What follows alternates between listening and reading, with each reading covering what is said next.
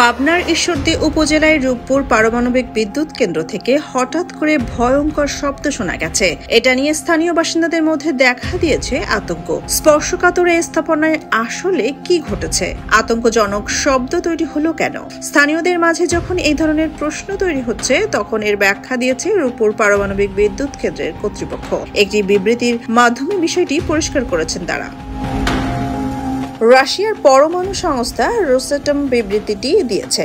এতে বলা হয়েছে, এই প্রকল্পের প্রথম ইউনিট চালুর অপেক্ষায় দেশ। তারই ধারাবাহিকতায় প্রথম ইউনিটের রিঅ্যাক্টর কম্পার্টমেন্টে দৃঢ়তার পরীক্ষা সম্পন্ন হয়েছে। পরীক্ষার সময় নকশা অনুযায়ী কন্টেইনমেন্টের অভ্যন্তরীণ চাপ বাড়ানো হয়। এজন্য ব্যবহৃত হয় একটি উচ্চ ক্ষমতা সম্পন্ন কম্প্রেসর।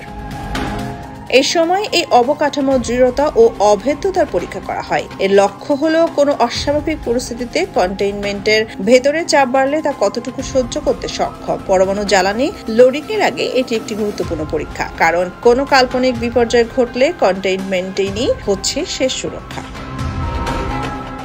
কন্টেইনমেন্ট মূলত একটি অতি সুদৃঢ় কাঠামো, যা নির্মাণে ব্যবহৃত হয় কঠিন কংক্রিট এবং এর ভেতরে দেয়ালে থাকে একটি শক্ত ইস্পাতের আবরণ। এটির নকশা এমনভাবে তৈরি করা হয় যাতে কোনো জরুরি পরিস্থিতিতে তেজস্ক্রিয় পদার্থ রিঅ্যাক্টর কম্পার্টমেন্টের বাইরে বের হতে না পারে।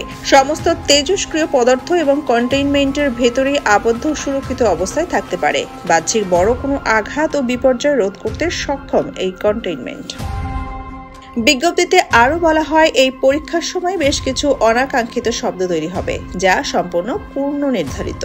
এই নিয়ে স্থানীয় জনসাধারণের আতঙ্কিত হওয়ার কিছু নেই, কারণ প্রক্রিয়াটি সম্পূর্ণ নিরাপরাধ। রোসাটম নিরাপত্তাকে সর্বোচ্চ অগ্রাধিকার দিয়ে থাকে, তাই সংস্থাটির মূল লক্ষ্য হল সব নিরাপত্তা চাহিদা পূরণ করা। সোনিয়া খান, খবর সংযোগ।